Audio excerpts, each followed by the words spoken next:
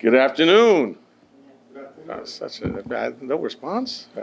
We are here today to announce the indictment of 8 defendants who we allege ran a wide-ranging and brazen retail theft ring impacting customers and businesses nationwide. This indictment is a byproduct of really phenomenal law enforcement coordination involving a number of law enforcement entities really across the country. I want to thank the Port Authority, I want to thank the NYPD, and I want to thank BIC, the New York City Business Integrity Commission. We'll hear from the great commissioner shortly, but really can't underscore the level of coordination that led to the charges today. And so I thank the BIC commissioner and his team and the other law enforcement who worked on this. I want to thank the career prosecutors in my office here, in the DA's office, David Stewart and Tyler Keefe, as well as, and it's always a team effort here, but particularly so on this case, our great in-house investigators, our analysts, and our high technical analysis unit. Really phenomenal collaboration. And that was necessary because this was no ordinary retail theft ring. We allege that the defendants impersonated legitimate trucking companies that were contracted to ship large orders of goods around the country. But the defendants, we allege, were not running legitimate shipping operation. Instead of delivering the goods, we allege they stole them. To understand how the charged conspiracy and conduct worked, let me first explain how the normal shipping process is designed to work. When a manufacturer wants to ship large quantities of goods, they contract with a shipping broker who advertises the job using an online platform. Shipping carriers then make bids, and the winner gets the final shipment details from the broker. In this case, we allege the defendants interrupted this process by maintaining relationships with sophisticated hacking groups who use phishing scams to impersonate legitimate trucking businesses, and then bids were placed in the names of those businesses. Want to just point to a couple of visuals to just underscore how this happened. After they secured the bids, the defendants would then show up to a manufacturer to pick up the shipment with the name of the legitimate shipping company affixed to their truck. Legitimate companies sort of completely unaware of this. They would go and they would show up to the manufacturer, and then they would present an invoice like this here, again, using the name impersonating a legitimate shipping company.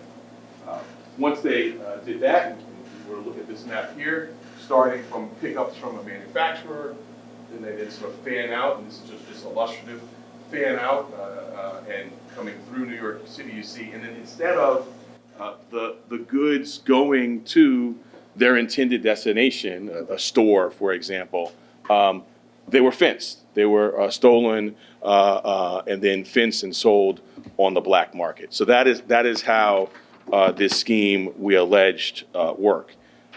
For that alleged conduct, the defendants are charged with committing 6 thefts, stealing a total of nearly $4.5 million worth of beef, lamb, cheese, copper, and cigarettes. And I mentioned this, but I want to underscore it. What is very disturbing here is that the victims, the direct victims of the alleged conspiracy, the owners of the goods and the legitimate shipping companies had no idea this was occurring until after the damage was done.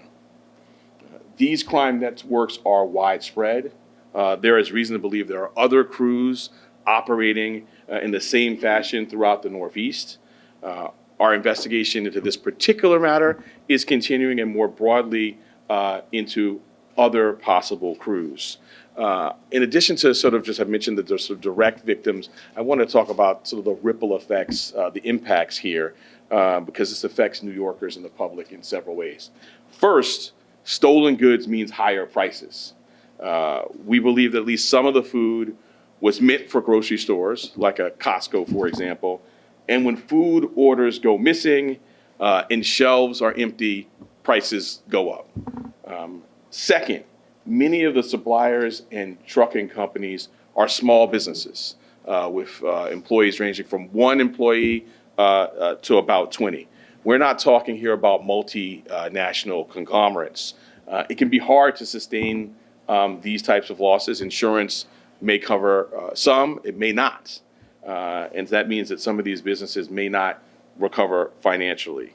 Third, the intersection with hacking is very, very concerning. From our personal lives to our professional lives, our data and our personal information is increasingly at risk from phishing scams. So my office and all of our law enforcement partners here, we're using every tool to stay ahead of the curve. I want to also underscore that the public should remain vigilant, should really be on the lookout for misuse, impersonation, stealing either your own personal identity or that of your business. And to just sort of give an example from this case about how sort of anyone can sort of fall victim to this, we believe in one of the alleged instances of theft, hackers sent an email to a broker that looked completely legitimate, save for one extra letter and an email address. And so we're just calling on the public, as we will continue to investigate and enforce, to be vigilant, because it can happen to anyone, regardless of how tech savvy you may be. And if you think you've been a victim of fraud, we encourage you to reach out, whether it's fraud, hacking, or impersonation. You can call the District Attorney's Office at 212-335-8900.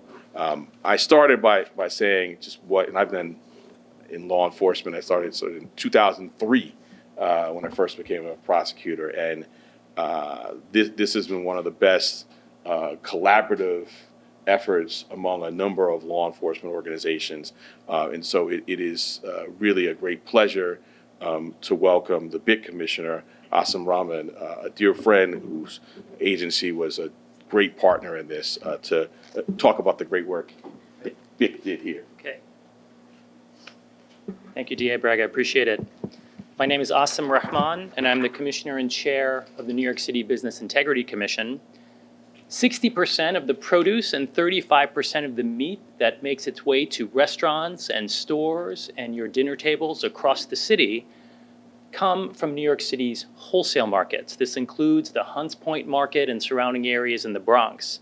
Our team at the New York City Business Integrity Commission is charged with keeping the city's wholesale markets free from criminal activity and corruption.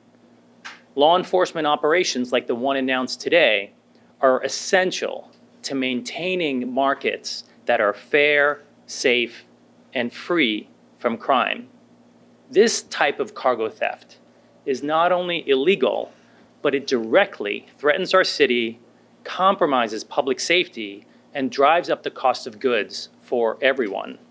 On behalf of the Business Integrity Commission, I'd like to express our deep appreciation to the Manhattan District Attorney's Office, the New York City Police Department, and our other law enforcement partners for their hard work on this important case.